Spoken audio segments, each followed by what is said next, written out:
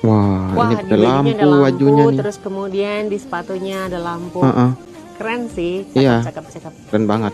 Nih, kok kasih lihat ya, Apa cahaya tuh? aurora nih. Tuh, kurang apa lagi coba? Jadi cahaya aurora ini Cahaya banyak apa nih? manfaatnya. Mau lihat salah satu kelebihan cahaya aurora ini? Kita kasih lihat yuk. Buktikan, Mbak. Nih kelebihannya aku kasih lihat ya Iya, iya. teman-teman ya. Ini kan kebun gelap nih. Jadi kita kalau mau berkebun Coba, tengah malam kita bisa gimana tinggal buka caranya? aja gini nih. Kayak kita tinggal buka gini nih rok ini. Wah, Tuh, ini terang salah ya. satu kelebihannya nih. Jadi Ini mampu cahaya yang paling menyinari kita sukai nih. perkebunan aku nih guys. Jadi kalau malam-malam mau metik sayur, mau Heeh. berkebun, cahaya aurora ini mampu menyinari perkebunan Berarti guys. ini Tuh wajib terangnya tuh kita ke miliki, ujung-ujung Bray. sana tuh. Cahaya aurora. Tembus ya sampai langit ke-7. Hmm, Terang banget tuh tembus ya. kan?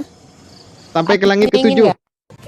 Tapi kalau cahayanya di situ kayak cahaya itu ya, cahaya anunya.